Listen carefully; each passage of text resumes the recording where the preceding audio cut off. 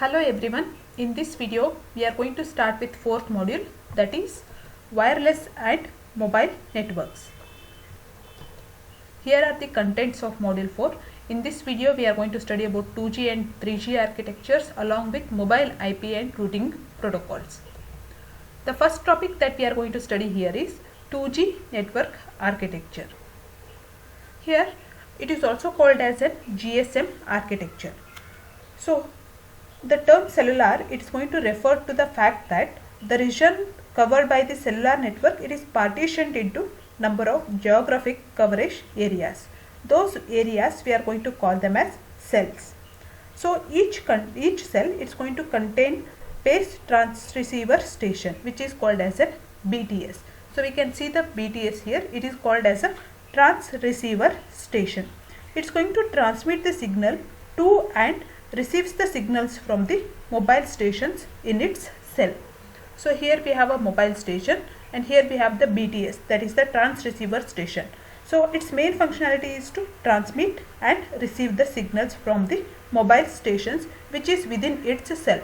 So if you have the large area, this large area is divided into geographically smaller areas and those we are going to call them as cells. So the hexagonal parts, these are called as cells. Each cell has a BTS, that is a base transceiver station. It is helpful in transmitting the signals to the mobile stations and will receive the signals from the mobile stations.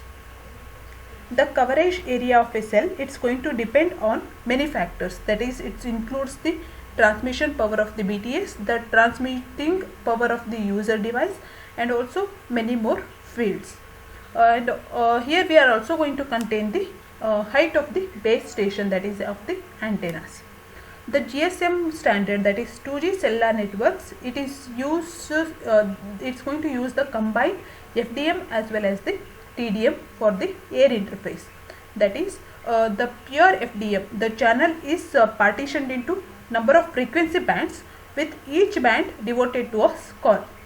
And with the pure TDM, the time is partitioned into frames with each frame further partitioned into slots and each call being assigned to users of a particular slot in the revolving frame. The combined FDM and TDM systems, the channel is partitioned into number of frequency subbands and within each subband the time is partitioned into frames and slots. So the combined FDM and TDM system, in case of that system, we are going to partition the frequencies into subbands and each subband is again divided into time slots. So here we have a diagram for 2G network architecture and it is going to use a GSM encoding scheme, that is the scheme used to encode this speech, which is at 13 kbps and 12.2 kbps. So a GSM network's base station controller, we have the BSC, that is the base station controller. It will typically service several antennas of the base transceivers stations. So the role of here BSC is to allocate BTS radio channels to mobile subscribers which are going to perform the paging. So paging, it is finding the cell in which the mobile user is resident and it's going to perform the handoff of the users. And the base station controller, it's controlled base transceiver stations. It is collectively a GSM base station system. So all the base stations and transceivers together we call it as a base station system, which we are going to mention it here. So here a moving device which is going to send the signals to the BTS, it's going to receive the signal from the mobile user, then it is going to send those signals into the BSC, that is the base station controller, which is going to allocate a radio channel for the mobile subscribers. Next, the base stations controller plus base station together we call it as a base station system. So all these components together we call it as a base station system.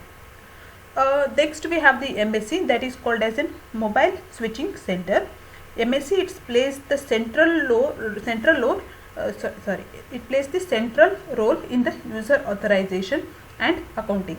that is it's going to maintain a history of the user, that is how many calls has been made, how many are remaining, what is the currency right now, whether the amount has been paid, all the accounting as well as the user authorization. This is controlled by the mobile switching center, that is whether it is connected to the cellular network, whether the connection has been established or not. All this is done through the mobile switching center. So the call establishment and tear down and handoff, all these are also the functions that are handled by the MSC.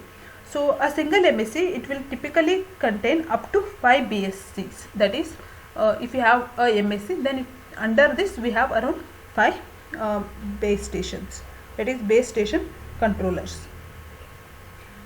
And MSC, it's going to, that is a cellular networks, it will have a number of MSCs with special MSC which is known as a gateway MSC, which is going to connect to the provider cellular network to a large public telephone network. So we have a gateway MSC which will connect to the large public telephone network. So these are the some of the components of 2G architecture. So whatever the signals a moving station is providing, that will be sent to a BTS, that is transceiver station, which is nothing but an antenna. The antenna, then they are going to send the signals to the base station controller, then it will be forwarded to the MSC, that is the mobile switching center. And MSC, it is again a combination of around 5 BSCs. From MSC they will be transmitted to the gateway MSC, and then they will be sent to the public network, and it will get through the public network, they will be transmitted across the network, and it will reach the person who is going to receive the calls. So here are some of the terminologies and their notations. So here we have the first one, that is the mobile station. So mobile station, it can be anything that is moving, that is a portable device. So MS is a mobile station. It is a user handset and it has two parts. The first one is a radio equipment and second one is user interface. And the processing capacity and the memory required for various talks. It is a call signaling, encryption scheme, SMS. Call signal is you can talk to a person, and encryption is the method used to secure the calls and any other data that is stored. Next we have the SMS, that is sending the messages. Equipment IMEI number, that is a unique number that is assigned to a mobile station. So it will uniquely identify that particular device. So any mobile device, it is identified by IMEI number. And we have a number which is going to uniquely identify that person. We have the mobile number. That mobile number is called as a SIM number. That is SIM, it is called as a subscriber identity module. So here we have a SIM. This SIM, it has a small smart card within that, and it is mainly used for encryption codes needed to identify the subscriber. The person who is going to identify it, that is identified by this number. So the subscriber IMSI number is stored within this smart card. So subscribers information and telephone directory, all the information can be seen here. So here the SIM is provided by the third party application, and it can also be used in other systems beside GSM. For example, some wireless LAN access points accept SIM based user identification.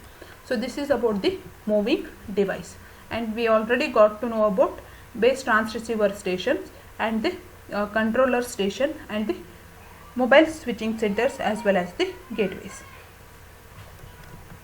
Thank you.